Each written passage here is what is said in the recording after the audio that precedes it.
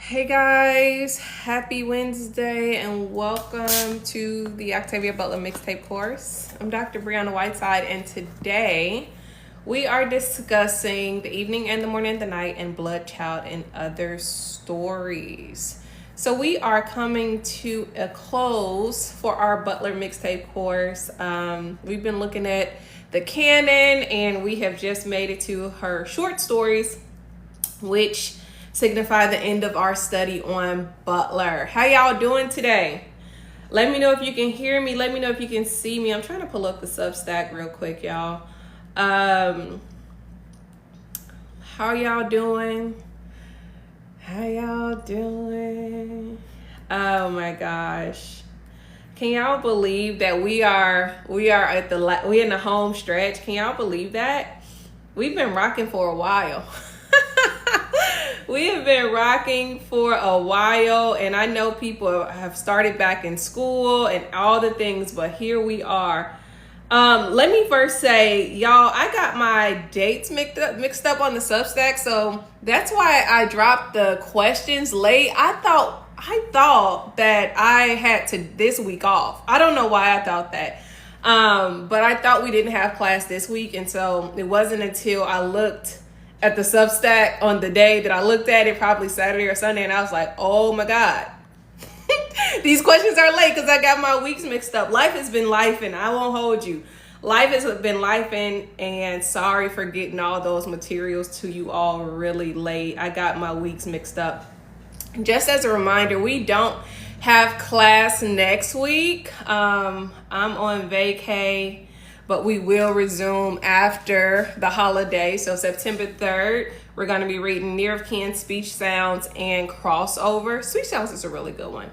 And then we're going to wrap up the Butler readings on September 17th. So, yeah, thanks for rocking. So, y'all know the drill. If y'all want to come up and be a participant, hit the two people at the bottom to come up and chat. Last night or last week for today, we read Bloodchild and Other Stories, which is the most anthologized short story by Butler.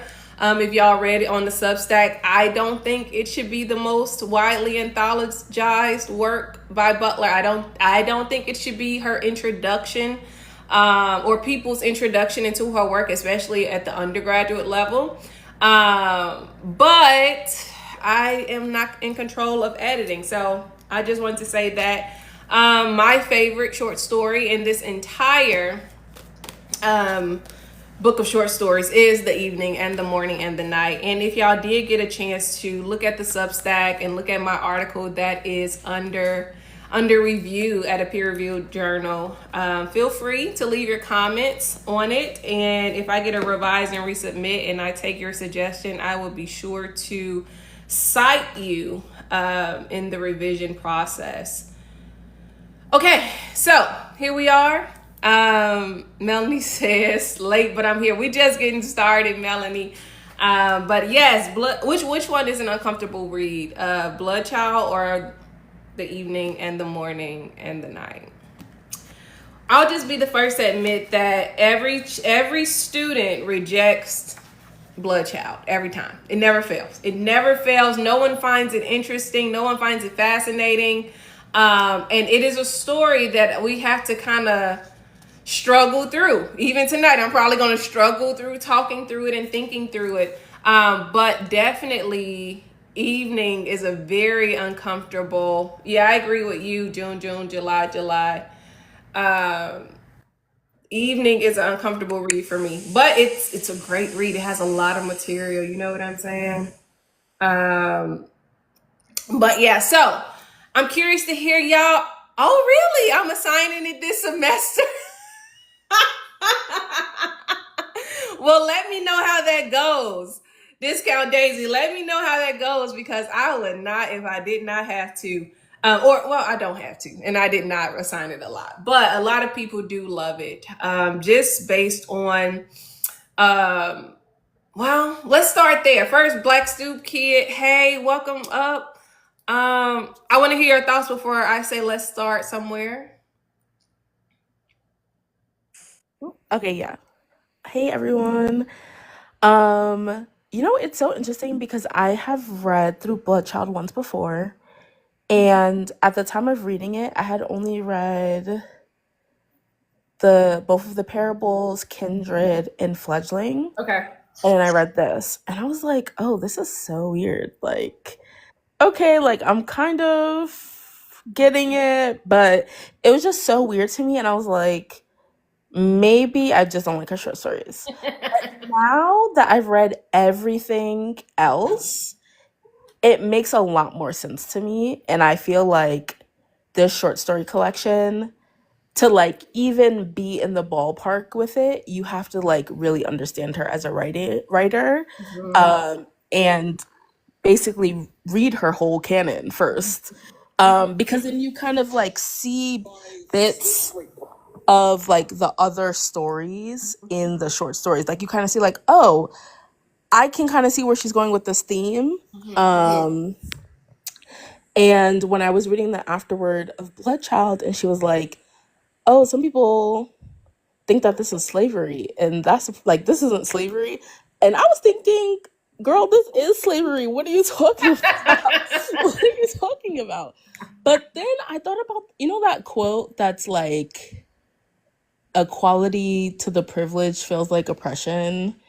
And even though it's like not exactly that, I was thinking about how like, the as humans, there's no one else who's on our level on Earth, right? Like there's infighting among us, but we're still the dominant species. Mhm. And to be coexisting with another species who has that much control over you, like yeah, it's gonna feel like slavery because we've never experienced that Mhm. by a non-human force before. Yeah. So like I that had me thinking a little bit about like what does it mean to like share power, and like what happens when eventually maybe we actually do meet another species, and like what that relationship is going to look like. Well, we're seeing now, like we kind of explored it a little bit with the Genesis trilogy, and now we're here. And I think first to go back, this is to me it is slavery, right? Right. It is enslavement, no matter how we slice it. But in Butler's mind, it's about paying the rent, paying your dues, paying what you owe, and so it feels like you paying property tax in a way. Um, but I did find it interesting that the women are the privileged class in a way, and the way, and I say in a way, in quotes, because they get to continue to mate with men overwhelmingly, right? So that they can continue, and I think the protagonist even said like, so they can continue on this enslavement thing. They have to continue to birth human bodies, but it's the men that have to give up their bodies to an alien organism. And I did find that fascinating. So it is slavery to me. It may be slavery by another name, but I didn't think it was love. What did you think about that? I didn't think it was love either because I feel like they're treating the humans like how we treat animals for breeding Yeah. generally, right? So like you could work on a farm and love your horse or love your cow, Yeah. but at the end of the day they're going to be providing a service for you. Yeah. And like if they did not provide that service for you, would you still love them? Would you still need them? Like I don't think so. I think maybe it's love by proximity, which maybe is still real love for some people, but like for me, I would be like, oh, but you still need my body at the end of the day. And I don't know if I could separate that. Yeah, it feels like duty. It feels like duty. It doesn't feel like, oh, I want to do this thing. June June July says Stockholm syndrome. I could see that. It doesn't feel like I want to do this thing, right? It feels like I was born to service you in this way, and it is my duty to give you my body to bear your young. Because she to Godey, I think that's how we say it. She even says like, "Would you rather die than bear my young?" So like basically, you have a choice here, right? Um, I think Butler has some type of skewed perceptions and understandings about love because we've kind of seen her play with this idea throughout the entire canon. And y'all can, anyone that's in the chat can come up here and chat with us. But we've seen her struggle to articulate love, and it's not. I don't think we've seen a healthy type of love as of yet. What y'all think?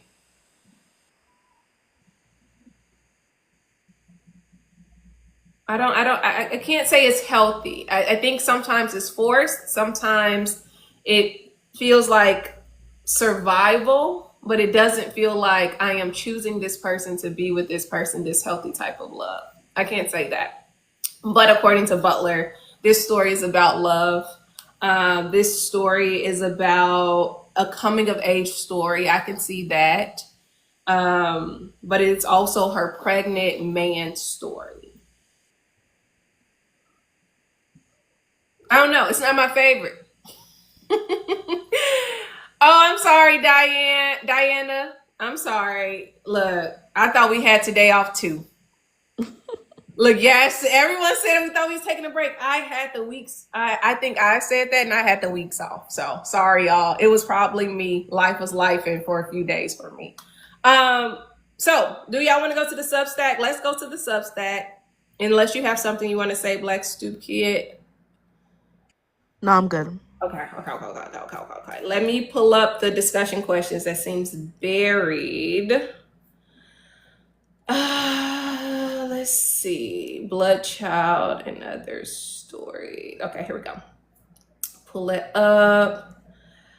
All right. Let's talk about liberatory medicine and compulsionary care.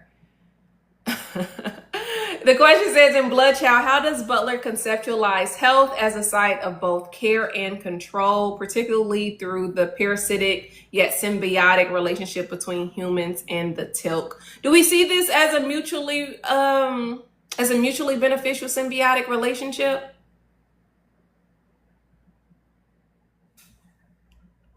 Because on the one hand, and we can cast back to fledgling last week, on the one hand, we saw some of the benefits between the vampire, the Ena vampire, and the humans. There were a few things. We also see that if you eat this egg, the Tilk's egg, they have healing properties and a little bit of longevity of life. But I don't know if it's as mutual, especially given that they're taking the wombs of men. No, we got no. Hey, Christy. No, no. Okay, it's not mutually symbiotic. But I think, giving with that in mind, I think we have to think more critically about what it means to try to colonize a foreign land. Then, right? Um, they can keep the egg. We have to think about the implications and the ramifications of trying to explore foreign lands, I think. Because if we're trying to go to space, not we, but people, the top 1% are trying to colonize Mars or other planets, not knowing fully what's out there, not knowing fully what is awaiting us. I think we need to think about that. I think we need to think about the drawbacks, right? What are the drawbacks of going to another land, whether in space or colonizing another land somewhere else in the world, and then not having some type of mutual agreement?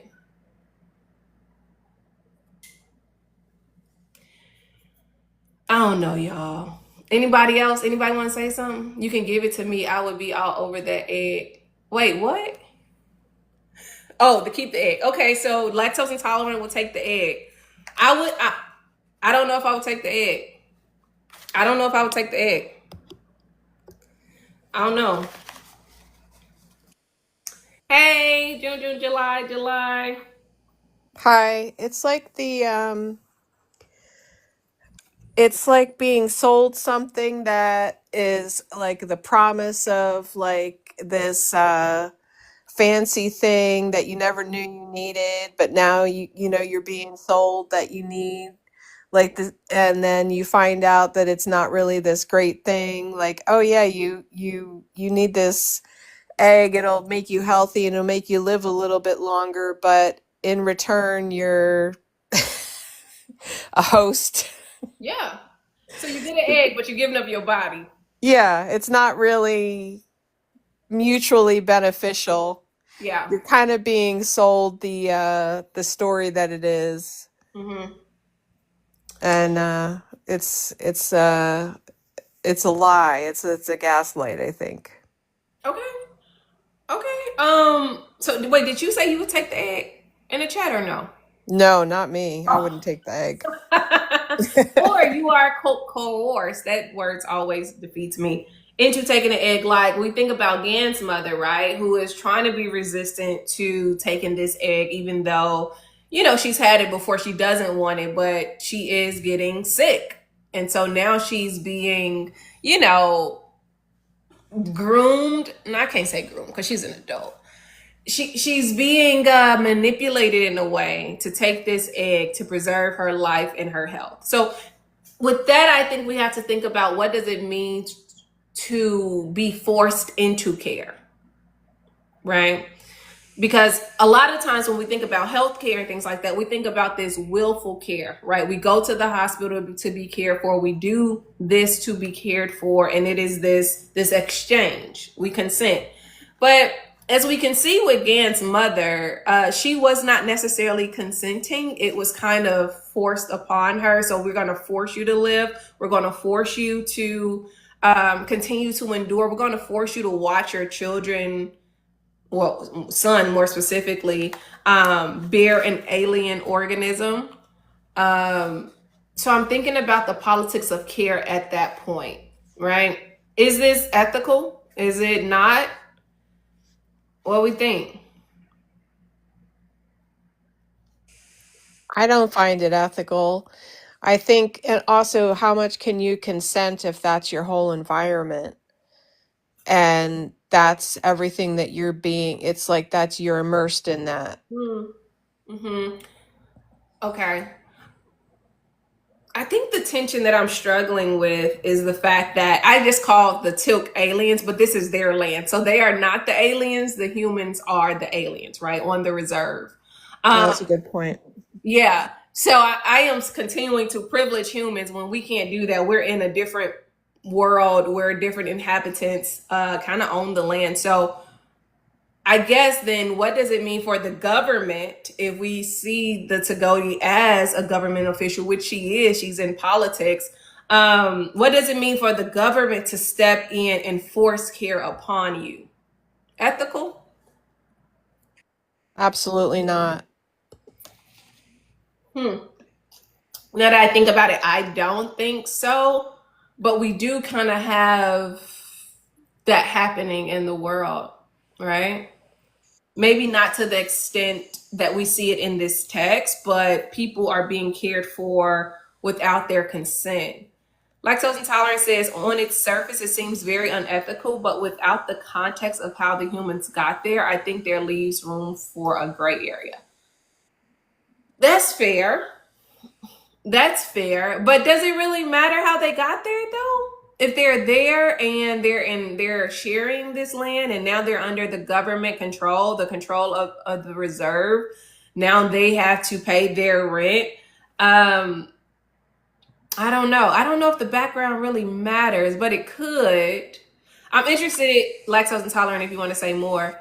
Black Stoop Kid, you coming off mute? Yeah, I was going to say, like, I feel like any government control over someone's bodily autonomy is Mm-hmm. unethical. And I feel like this is happening to a similar extent now, like, especially in the US when it comes to disabled people who are, like, being forced sterilized so that they can't reproduce. Adults who, like, don't have rights, conservatorships, like, it exists and it's very like normalized, Mm-hmm. and there are plenty of activists, disabled and abled, who are fighting against it. So I see the parallels there, and I feel like I mean, even before the parallels, like, I think is deeply unethical. I know, like, there's another question later about the like intergenerational Uh-huh. organs. But the whole thing about like the mom promising the firstborn son and then the son being like, nah, it ain't me, it gotta be the next one. And then the next one being like, oh, like I'm caught between a rock and a hard place. And like, everyone is making decisions for other people. And at the end of the short story is the only time we see a human actually make like a real decision for themselves that doesn't impact anyone else negatively. Huh. Yeah, I could see that. But now I'm wondering, as you were speaking, I started to think about is now we have men having to consider their bodies and their wombs in the ways in which women have to, right? They're having to think about their reproductive, well, yeah, their reproductive systems in very interesting ways that are generally, inherent to women and the way that women think about our bodies. And I'm wondering, is that part of the freak out that we see from the eldest son, who's like, absolutely not, I'm not doing that. um that he has seen enough, right? Because I'm bringing this up because I'm noticing a lot of conversations on here on TikTok, as a matter of fact, about women either choosing or not choosing to have children. And if a lot of women, from what I've seen, if they reach a certain age and they are, they don't have children, sometimes they cite the fact that they have seen what motherhood has done to women, and they have very strong feelings against it, as opposed to maybe sometimes some of the women, younger women who are on this app talking about reproduction and, childbearing. They are happy about it, optimistic, and then they're like, absolutely not, this isn't a great thing. So I'm wondering if the age dynamics or race, age and or race, plays a part in how we're reading the story, right? The men are having to think about their body, so they're freaked out. But I'm wondering, does age matter? Does experience matter, right? Because the oldest son kind of stumbled upon that ritual that they did when they extract their kids out of their body and started freaking out and rebelling. Whereas Gan, he didn't have enough time to digest it, but he still agreed because there wasn't a lot of time. Does that make sense? What I'm trying to say, y'all? Yes, like responding to the trauma of the situation and being like, I'm not doing that. Yeah, I have a choice to not do that. right. The oldest son. Right. I don't know. I don't know. I don't know if age matters. I don't know if gender matters. It was weird for me to read a pregnant man's story. It was, but it did highlight some gaps in maybe, I guess, in men's view of bodies and wombs and childbearing. You know what I'm saying? Like, I think it would have felt more natural if it would have was a woman, or if we got more of what women go through in childbirth on an alien planet, how those things work, as opposed to hyper focusing on men. I think the thing also that is off-putting is that there are large worms in your body. I don't understand how we got there. Bearing the children of large worms, which ultimately feels like to me would alter the DNA of the offspring in some way, create another hybrid body, similar to the hybrid bodies we've seen in the Xenogenesis trilogy, and Butler's other stories. And so I don't have any proof that she was trying to write a part two for this short story. I just know that she really loved this short story and we read it. If y'all done with this, I'm done with this. I would much rather talk about the evening and the morning and the night. Do y'all got any closing thoughts? Okay. It don't seem like it. All right. So the evening and the morning and the night. I'm interested in what y'all thought about it. I have a lot of thoughts about it. I've thought about it a lot. There's a lot of history in this short story, which I thoroughly appreciated. And so before I give my 2 cents, I want to hear what y'all think. Did y'all get around to it?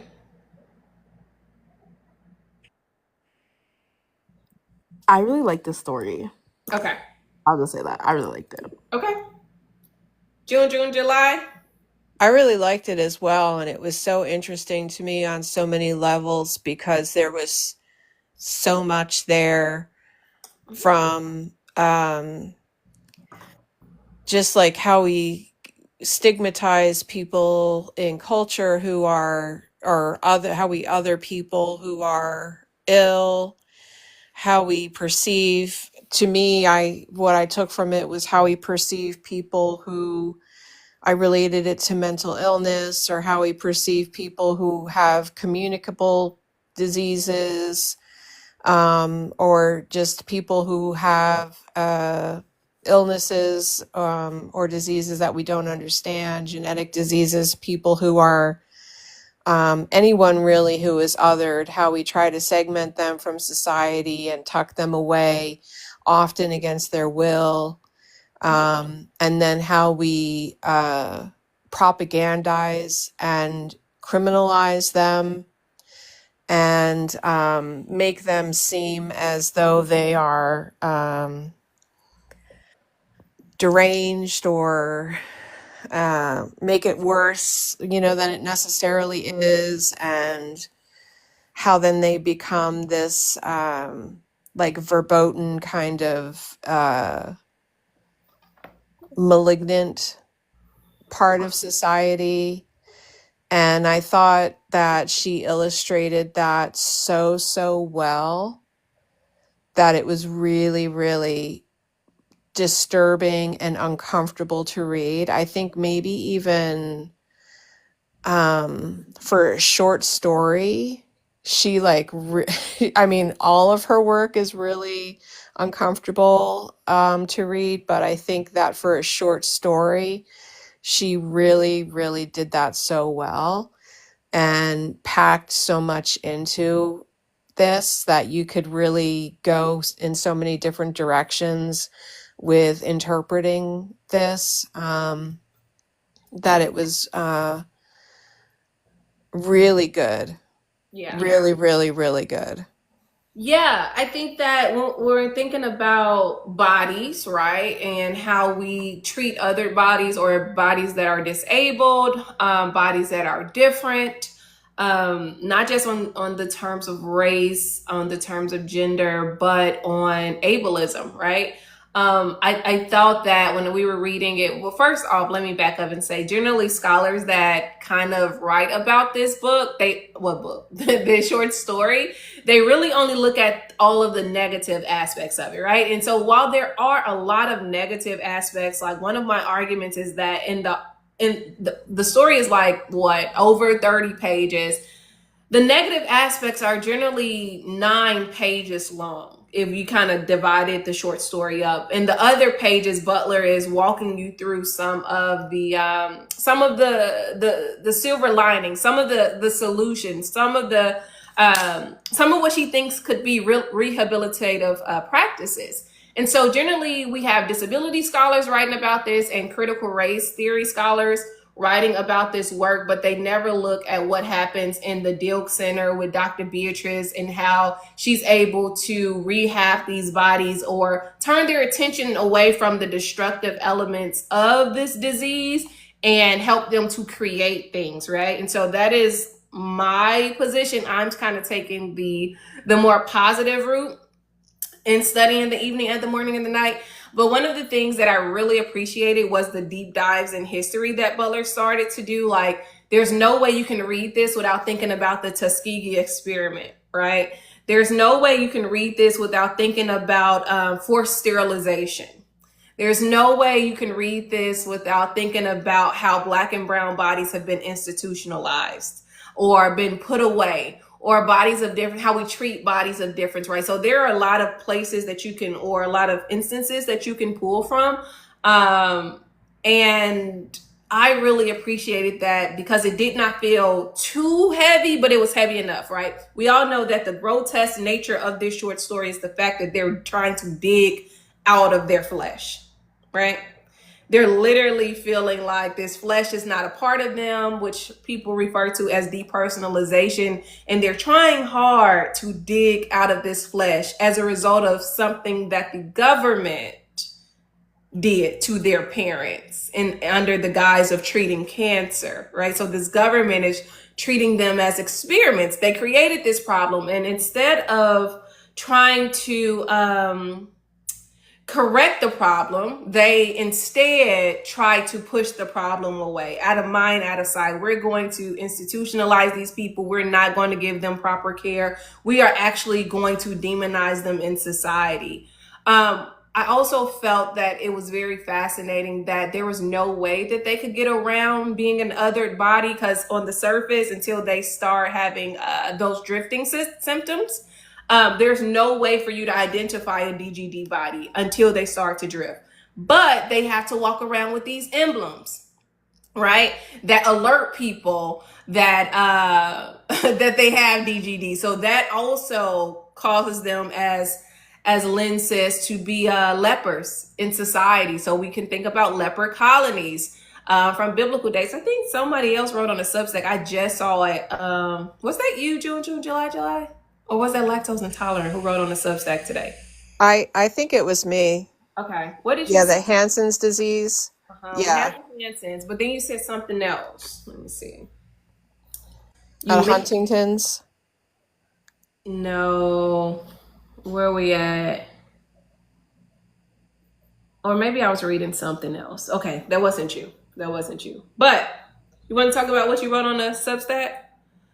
It made me think of like the like leper colonies or Hansen's disease, and how they would put them to these kind of sections where they would be like where the trash would go or where the sewage was, and they would give them like all the food leftovers, and it would just be like super stigmatized bodies, and then even the doctors wouldn't want to treat them. And when I was reading it, I knew that she was thinking about Huntington's disease, and it was just really interesting, everything that went into it. I just commented in the chat, I was thinking about all the nuclear testing that was done in Puerto Rico, and then like right after that they started sterilizing Puerto Rican women. And yeah, it just brings up so much from all these things from colonization. And then I also I commented on one of the articles that you posted about how the eugenics of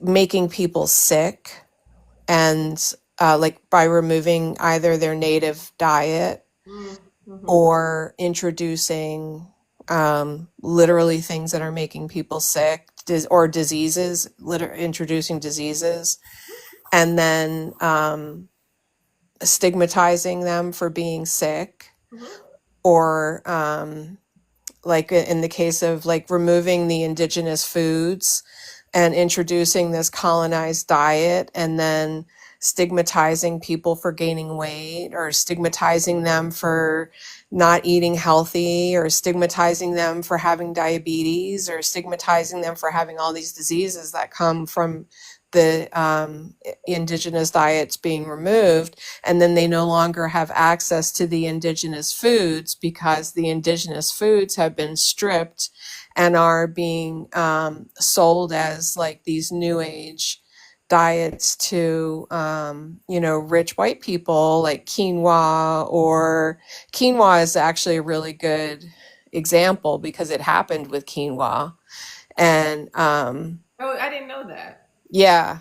And so and then you can't even return to your indigenous diet because your native foods have been bought up by these big corporations who are selling them to other countries, and it's all part of this kind of eugenics, machine. And it's really sinister, and it just, I don't know, the story just captured it so well. Something that I'm thinking about that's happening in present day is the lab grown chicken. And I think they have the salmon now that Bill Gates is funding, just making it out of sales and growing this type of protein. And now I know they're trying it out in restaurants in California. But I'm like, if they can manufacture this type of food, then they can also feed in other diseases into the diet, right? Or recently the Walmart shrimp that's radioactive, right? They're warning against not eating the great value shrimp. So if y'all have the great value shrimp, go ahead and throw it away. If y'all bought it this month, because you know that those articles just came out about that. But yeah, they're introducing these things into the diet. And ultimately killing us slowly from the inside. So yeah, I didn't think about that. I didn't think about that. Thank you for bringing that up. One thing that I was very interested in is Butler's interest in, I think, the I've already said the rehabilitative nature of her work. More specifically, I know that when I was in the humanities, well, let me back up and say we already know that a lot of the literature, even in the humanities, there are electives. So if I was teaching African American literature or any type of marginal literature or minority literature, diverse literature, it's elective, right? You can elect to learn this stuff. It is not part of our core curriculum like Victorian literature is and all that. And so I found that generally the conversations about those types of literatures, even if we want to think about critical race theory, they're generally thrown to the side, right? You don't have to think about this. You don't have to do this, right? You can, but it's not that important. So then that led me into thinking about how sometimes the humanities are devalued and are not as appreciated as we appreciate STEM, or as much as we appreciate those in STEM. And not saying STEM isn't important, but I think the process of creation has not necessarily been maybe given its just due. You know what I'm saying? I know that there are pay disparities if you're in STEM versus if you're in the humanities and things like that. But what Butler does is not necessarily STEM. She's returning to the humanities, right? The way that she is rehabilitating these people who have been institutionalized and have destroyed themselves and their bodies because of their diet. June, July. I also thought about the red. What's the red dye that's being removed from the food? Red number 40. Red dye number 40. Thank you. I started thinking about that and how that caused behavioral issues and things like that in a lot of people. But I think that when we're thinking about the humanities, especially as they're under assault so much, we have to understand like Butler is pushing us this way, right? When they go to deal, they're not destructive. They are creating art pieces and selling it down in LA. They are sculpting things. They're using their mind and their imagination in ways that the traditional educational system does not necessarily permit or even respect. Lactose intolerant, hey. Hey, I actually wanted to push back against that a little bit because I'm thinking of the character who was in the institution who was making the locks that would respond to like palm prints and voice prints. Mhm. I would consider that STEM. What I thought Butler was getting at was kind of more of a divorcing of capitalism and productivity. Because as humans, having a purpose or a thing to do or a job or something to create is like integral to positive mental health, which has been studied and proven. And in this context, like those people are allowed to follow whatever passion, create however they want to, whether through humanities or STEM, without the constraints that, I don't know, us normies might feel of like, oh, I got to do this because I have to pay rent, or I need to do this because I have to fit in, or I need to do this to get farther in my career. Mm-hmm. So that was more like how I read that Dilge situation. Yeah, thanks for saying that. I think the way that I approached it, and I don't think you're totally wrong with that, your read of it, because that is a STEM, that invention or the innovative side is STEM-ish. No, it's STEM. But I was thinking more so he had to read the science fiction book. And I'm going to tell y'all, science fiction has not been mainstream in academia. It's becoming that now because we have more speculative things on television. But historically, especially when this was written, science fiction was not cool or was not serious literature. And so when I was thinking about that, I'm like, yeah, he did, they did patent this invention and that is science, but the way that he got there was through the humanities. But I can see what you mean, for sure. And the fact that, to go to your point, lactose intolerant, what you said about divorcing it from capitalism, I think that it was very interesting that Butler made the point to write that he didn't have a particularly high IQ, right? And so that is going straight into how we rank people's intellect, or how we think about people's intellect, or if they're smart, or how they create meaning. If this person had not finished school, had not been trained on how to do this, but could read and understand, that does make him a participant in nation building. And we don't necessarily see it that way. We don't value those types of bodies who are not necessarily educated in the way that we think they should be educated. But I think what Butler is showing us is that alternative ways of knowing and knowledge and learning are still viable in society. You don't always have to go to school. And I say this as an educated person. I don't think you always got to go to school to make something shake, to be great. And I think some of the greatest people are the ones who did not follow the traditional educational route, like those individuals who are the most artistic, or the people who may be the head of, companies. They didn't necessarily finish school, but they had the vision and the insight and the creativity and the courage to actually create something that felt right to them. Sometimes I do think education and school kind of beats that out of people. I do. What y'all think?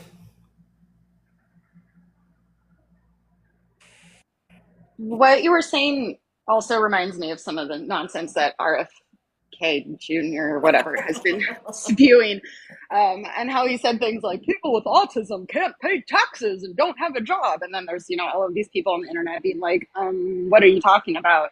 So like, see, kind of back to what you were saying of this, if you're not fitting into this mold, if you didn't go to school this way, if you don't act this certain way, then we're just going to completely discount you regardless of like what you're actually contributing to the world. And I don't even know how they get into this administration. I don't even understand. But yeah, I think that, did someone else say in the chat, like, this is the way that we're reading the people inflicted with DGD is kind of how we can also read how people with autism have been treated historically in society, by their way. That's true. But I've seen some very brilliant, very smart, very savvy people on the spectrum, and it always amazes me how their minds works, right? But I do think we kind of devalue bodies of difference, intellectual difference, racial difference, able difference, bodily difference in weight, in size, things of that nature. So if it's not the standard, even if the standard is maybe not the best, we do not necessarily appreciate these bodies. Another thing that I really appreciated about this text is that she had a Black woman, double DGD, running the Dilk Center. And I guess that's a double stigma.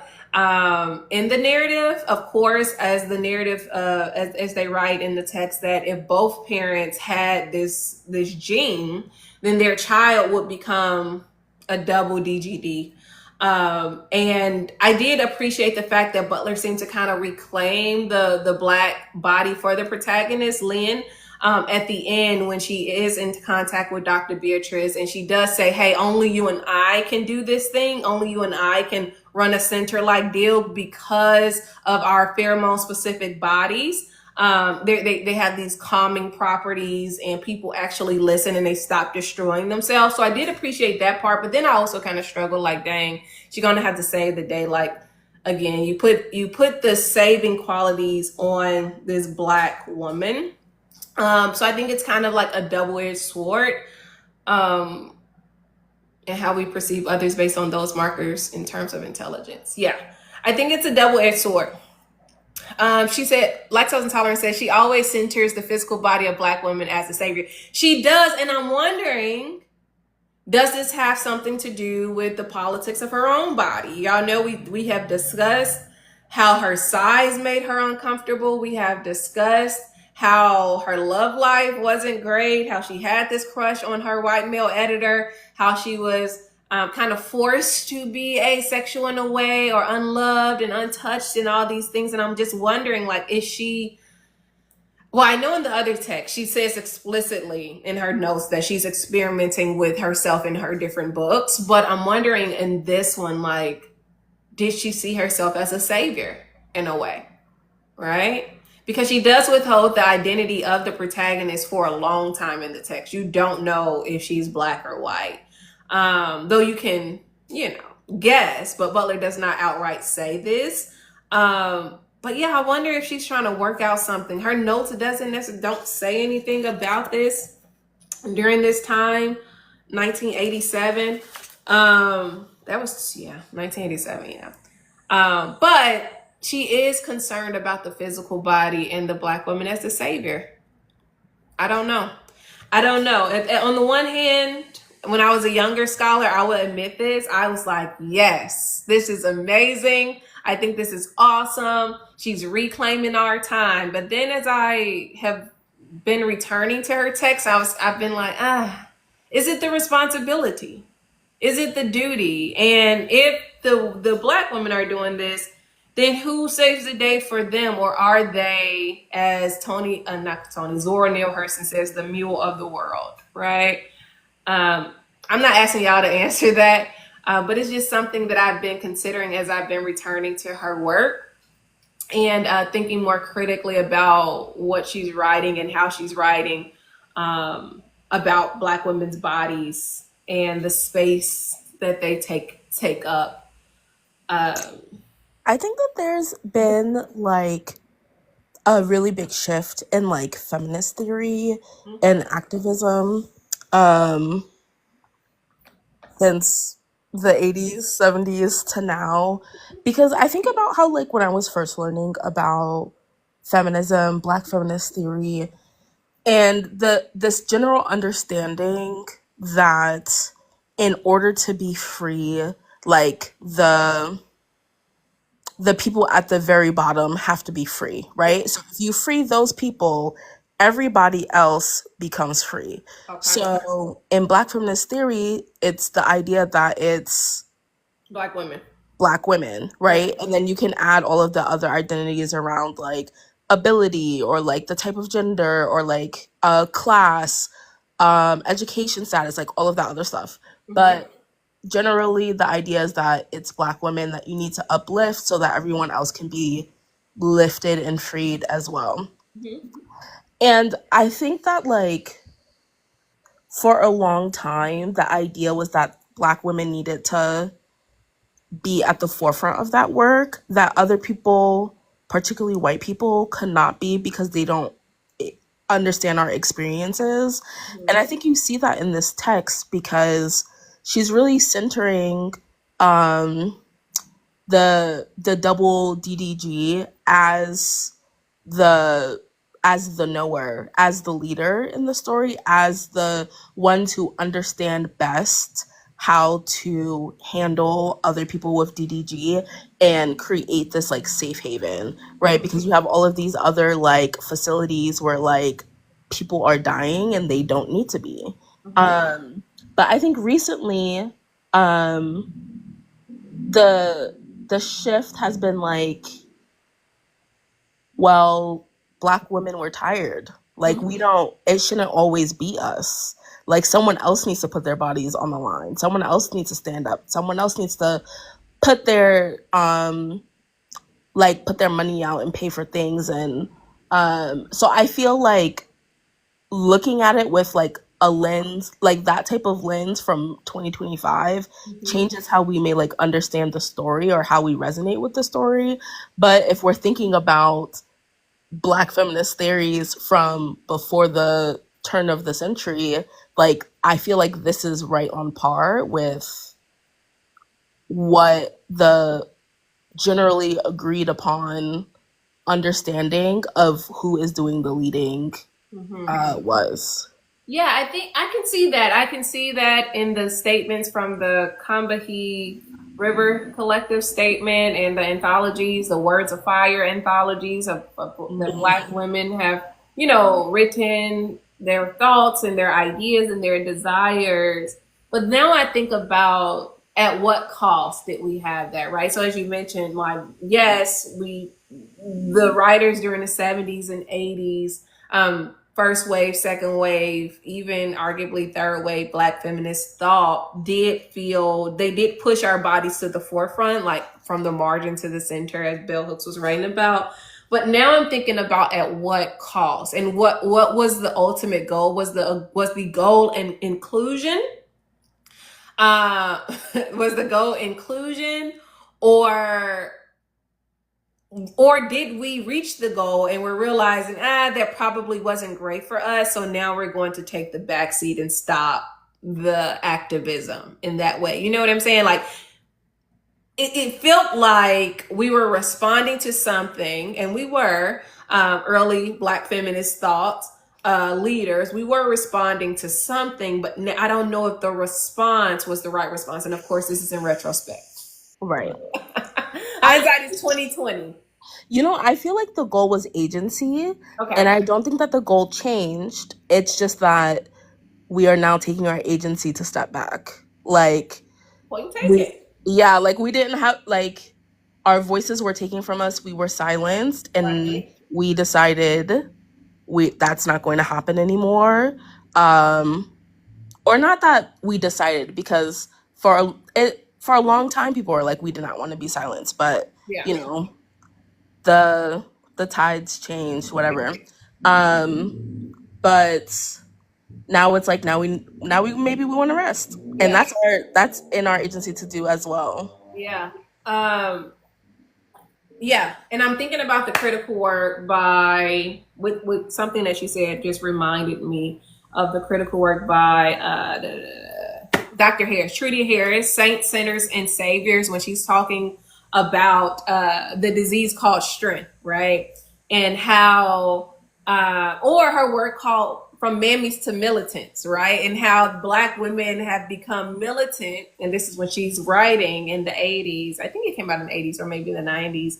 How Black women characters and Black feminists were pushing against this mammy aesthetic. And if y'all don't know what the mammy is, think about Tyler Perry's Medea, this asexual, heavyset Black woman who's unattractive and just unfulfilled in a lot of ways. But how they were pushing back against this mammy figure, and then went all the way to the militant figure, and then realized that in some way that was not helpful. So it seems like they're going from archetype to archetype, according to Harris, to try to gain a sense of agency, or to try to reclaim their bodies on their own terms. And then when we're thinking about in Saints, Sinners, and Saviors, she's really talking about how, Black women images that have risen out of the 19th century and into the 20th century have created this strong Black woman character that has ultimately caused dis-ease, not just disease in Black women's bodies, but dis-ease, right? And how Black women in African American literature and culture struggle under the weight of this strength. And so something that you said just reminded me of, the conversations that are also happening in the 80s, like there, we have more marginal people saying this may not be the right thing you want to do to the Black women mainstream feminists. But they were kind of silenced in that moment. But I think now a lot of people may be returning to their work and their thoughts, realizing that, you may need to take your agency back and pull it back and sit down for a second, or worry about the things that are important to you as opposed to trying to be Captain Save-A-Ho, for lack of better words, and save the world, right? And so I do think reading Butler in the 80s and even in the early 2000s, when there was a resurgence in her interest in her work, the resurgence happened around 2013. And I think that there was a difference in people returning or learning about her in 2013. I was one of them who learned about her in 2013. And then reading her now in 2025 in a Donald Trump era is completely different. And I'm always interested in how we interpret her work based on where we are in the world. Yeah. Anybody else want to say something? Sure. Kind of looking at like her canon. Okay. Can we see that exact kind of strong Black woman motif, save the world, over and over in every story? And on kind of one vein, she's telling us like, this is the only way humanity will be saved. We have to listen to this, like these women. Yeah. And then on the other side, all of these women have huge physical things happen to their body, whether they are forced to give birth or their children are taken away from them or they lose an arm. So even while she's telling us like it is the wisdom of Black women that will save us as a race or a human race, she's also saying even if that happens, humans and aliens alike will still discount her physical body and still not respect it or honor it, but use it in a way that they see fit. Yeah. I don't have anything to say to that. Yeah. I think the body is important, especially if we're thinking about medical humanities, or even healing the body and all the conversations we have regarding healing, because we know that, studies have shown that the body keeps the score. So long after the event is over, the body keeps the tally of the trauma that one has endured. And I'm thinking about how we wear those scars, whether physically or visibly or invisibly on the body throughout time and space, right? Here, according to in the text, they do wear them visibly, right? As a result of trauma that they endured generationally or genetically, they either have gouged their eyes out, or they are missing limbs, or some things of that nature. So you can visibly see the bodily destruction, whereas other people may not have that. Like I can imagine when we're thinking about the government run institutions, the trauma that individuals who are running those institutions, like in person healthcare providers, whether they're doing a good job or not, how they are experiencing some type of trauma invisibly on the body, and then how that trauma is maybe lifted or maybe accommodated when we start to think about the Dilk Center, right? And I don't know if y'all know this, but from my perspective, because it's in this creative vein, if y'all ever at the Los Angeles Public Library, they do have an Octavia lab. It's a maker space where I think it's kind of like a physical manifestation of this Dilk Center in a way. They opened in 2019. So if you're ever in Los Angeles and want to go to the public library, you should check it out, because it is like a creative space. It is an extension of what we see in this short story. But I do think we should, of course, we have been reading books for months, but I do think as a society, we should invest more in the arts and the humanities. And this is more of an academic complaint than not, or a complaint against educators than not. And when we get to higher ed, prioritizing those types of creative outlets. Because according to Butler, if you want to stop the type of destruction, they have to create it out. You have to get this energy out of your body. You have to change the diet. You have to do all these other things in order for them to create. So there was a line that someone said in the short story, hey, the people at Deal create, they don't destroy. And I think that there was a very intentional distinction. Lactose Intolerant said, oh my God, what a connection. It totally is. Yeah, girl, it is. It is. Holistic Artistic says, absolutely, it's a problem with our elementary education too. I could see that. I just didn't say that because I'm not familiar with what goes on in elementary schools. Drew says, we are influenced by tech companies to train their employees. Oh, 100%. Yeah. And it starts in kindergarten. When we begin, we're training for workers. We're training people to to learn how to follow the rules. I think I've said this before. When you tell students to color inside the lines, you can. This is only acceptable if you color inside the lines. It's only acceptable if you do it this way. Not only just color inside the lines, you better trace the line and color inside the line. And it keeps you in line. It is some type of mental thing that mental capacity, mental training, brainwashing that happens very young. So as a result, we're training. Kids are going to school to learn how to take tests, not to think. And I knew that this was a problem with my grad students. Like, I stopped long ago assigning seminar papers, 30-page papers, because one, I didn't want to read them, but two, it's only so much you can say. I started assigning podcasts instead because I wanted to hear what you thought. I didn't necessarily care what the scholars thought. I just wanted to hear what you thought, right? And I remember so many grad students pushing against it, saying like, oh, I'm not a comedian, or I'm not this, completely devaluing the process, the intellectual process that happens when you're articulating your thoughts and things like that. But it was met with such resistance because they were unaccustomed to being asked to talk about what they thought and share their ideas in a creative way, as opposed to just writing a seminar paper, citing the sources, and not adding much to the conversation. And I'm like, no, like, let's get out of that.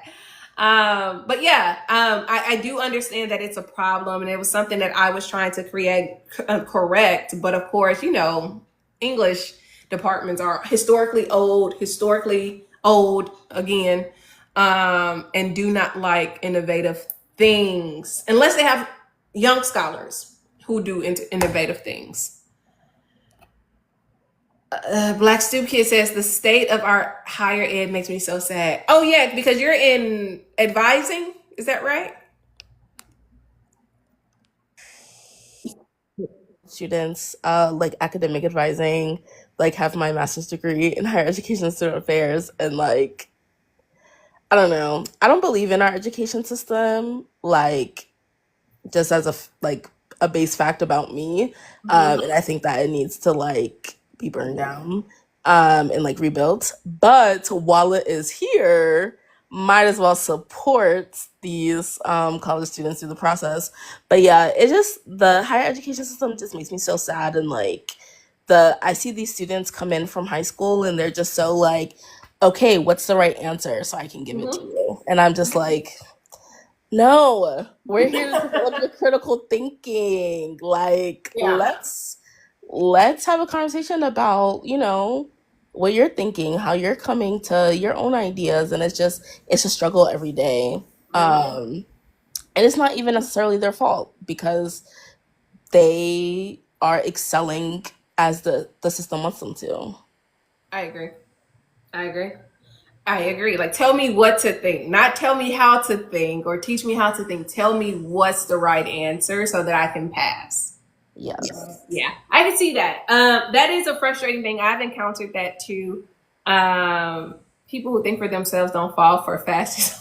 Don't stir the pot over here, please. But yeah, it is a frustrating thing. And I don't know. I think that this is why higher ed is having the come to Jesus moment that they are having and coming to. I've seen a lot of CFPs call for papers where like they're talking about the burning down of academia, or they're wanting papers about why is the ivory tower crumbling, and why aren't we bringing in more people into higher ed, what's really going on, and they want scholars to think critically about what's really happening. But I think this is just the fruit of what you're seeing. We have to get to the root of what is really happening and how we're thinking about how we contribute to society, like what we find, what we value. But I do understand. I do think, to your point, Black Stu Kid, that you're not the only one. I think folks, uh, well, Columbia is going to destroy academic freedom alongside the federal. Yeah, yeah, yeah. I did. Yeah, yeah, yeah. Yeah, we could say a lot about that. Yeah.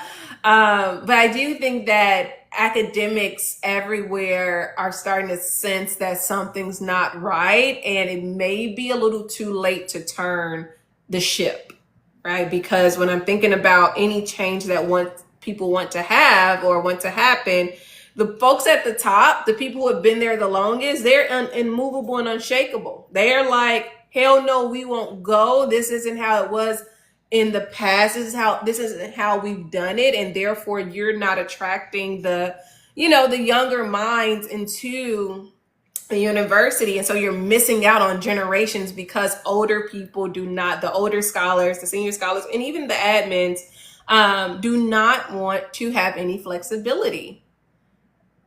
I don't understand it, but I'm not in there no more.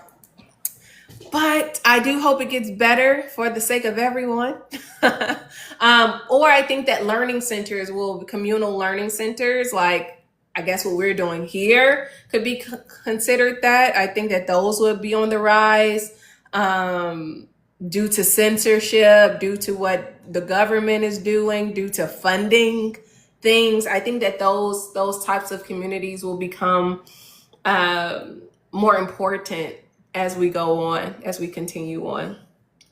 But okay, all right, y'all want to say anything else?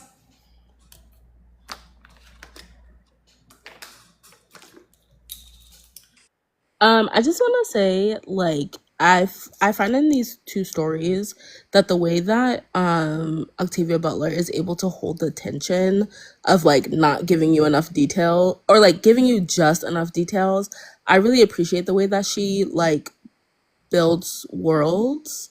Because sometimes I find when I'm reading like sci-fi or fantasy, they'll be like, oh, like in the Hunger Games, like, oh, today is reaping day. Reaping day is and like Octavia Butler does not give you that. She's talking about these biscuits. I'm sitting here like, what are these biscuits? What are we talking about here? And then like it's not revealed until like 10-15 pages later, and I'm like, oh, okay, but like it doesn't bother me, like the way that she holds attention. And I know you were talking about how like we didn't know the race of the protagonist, but I feel like we didn't even know her gender until very late either, because she was talking about being in a house with 3 women and 2 men, and I'm trying to count the pronouns, and I'm like, okay, you talking about 1 man and 1 woman, but you left out the gender of the other 2, so now I don't know which one you are. So like it's and I'm sitting there looking, so I don't know, I love the tension of it. I'm always like just waiting for the next page, like I cannot put her writing down. Yeah, I think that when I was reading the evening, I think that one reason why I appreciate this book is that she's opening the story with the problem, right? We're learning immediately that this lady has just tried to unalive herself. We're learning that her father unalived her mother and then start digging into himself. Like we learn so much, and you're kind of disoriented. Like, what do you mean?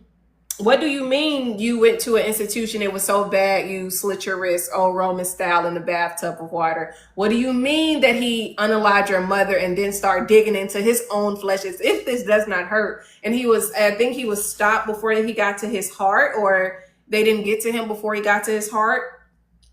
He damaged the wife's heart. Like there's a lot that she starts to hit you with, and you're like, okay, how do we get here? What am I reading, first of all? And second of all, this is kind of grotesque, but I can't look away from what is happening.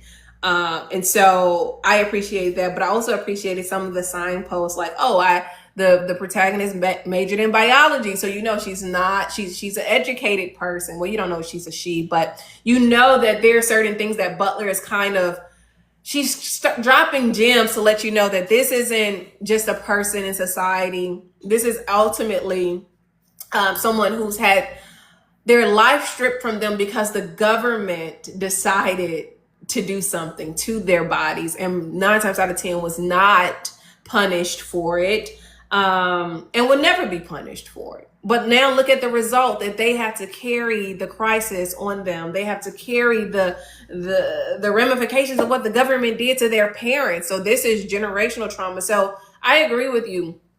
It's a slow burn.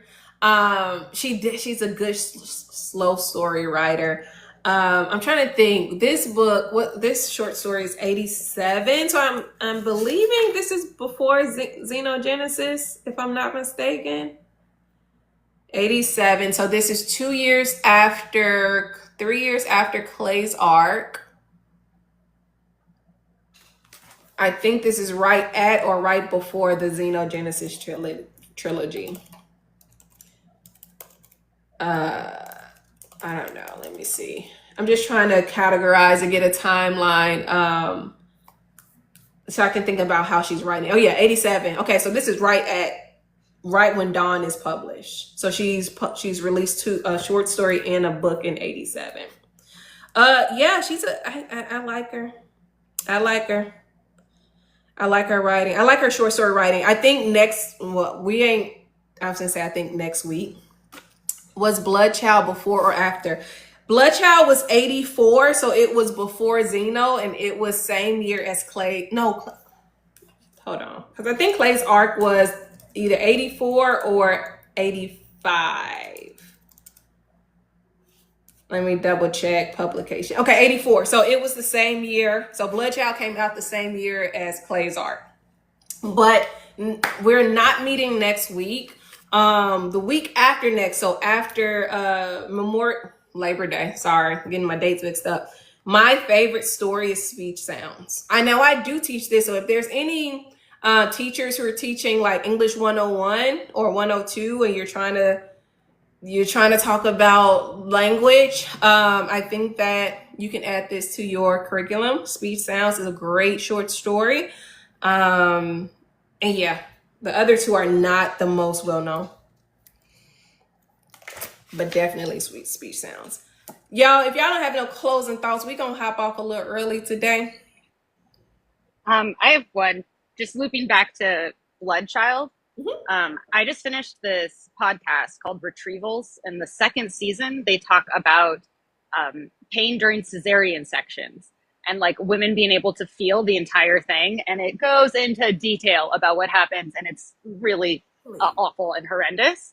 But it very much reminds me of the scenes in Bloodchild, of the splitting open and the lifting out. So if anyone wants to be more grossed out, highly recommend.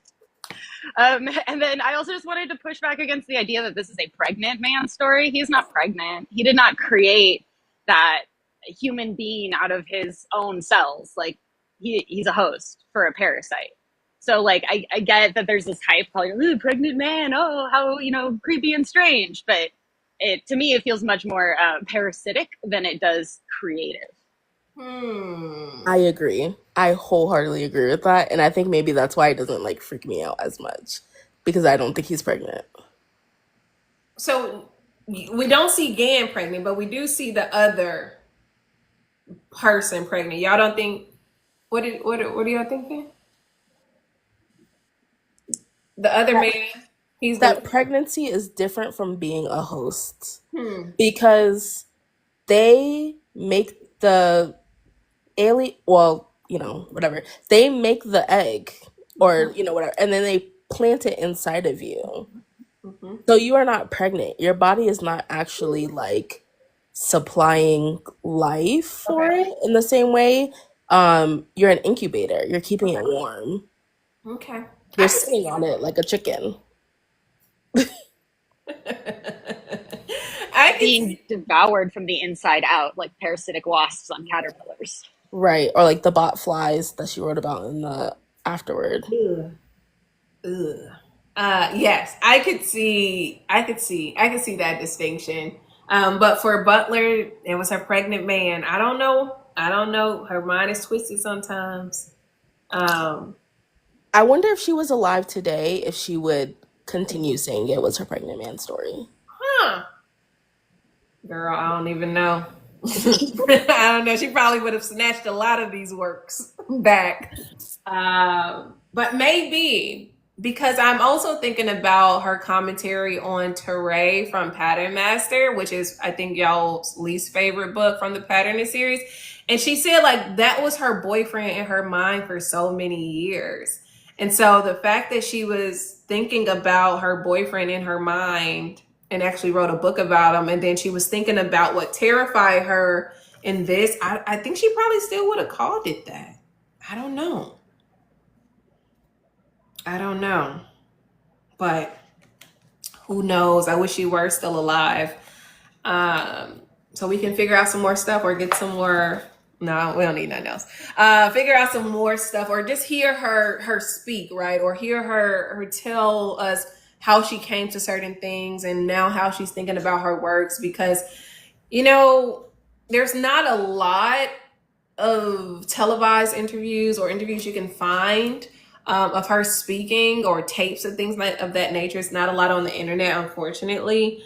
So I wish we did have more of that to kind of sit in the room, to listen, to learn, to understand, because I also think that that's something that really helped like Toni Morrison in her work. You can hear from her, you can hear her read, you can hear her talk through some concepts, some ideas. And well, not say you, but I often left those rooms when she would come do academic talks or they would invite her to campus. You left the room with a deeper appreciation for the author's work. And she would clarify or answer some questions that you may have. Same with Margaret Atwood when she came to the University of Alabama when I was there talking about her work. So interesting. But unfortunately, y'all, we don't have it. Too shy for that. I don't know if she was shy. I mean, she was shy, but I think if the price was right, lactose intolerant, you could overcome the shyness and just come and talk about your work. Because I you know who I think about, and I don't know if y'all have ever read Jessamine Ward. Painfully shy in person. Painfully shy. She wrote The Men We Reap. She wrote The Fire Next Time. She's written a lot of books. I think she's a professor down in Louisiana. Salvage the Bones, which is a good book. But painfully shy in person, but her work, top tier. It gut punches every time. But yeah. All right, y'all. I'm gonna hop off. I ain't work out, so I gotta go on my morning walk. I mean, on my evening walk. I would not see y'all next week. I will see y'all the week after. And oh, you're welcome, lactose intolerant. Look, I'm gonna finish, if nothing else. I'm gonna finish on what I agreed to finish on. But at the week after next, I will see y'all. We'll wrap this up, and then I think we got one more week after that, and we'll deal with the essays. But thank y'all for showing up, and we got 2 more weeks after that, and I'll have this up on YouTube soon. Good night, y'all.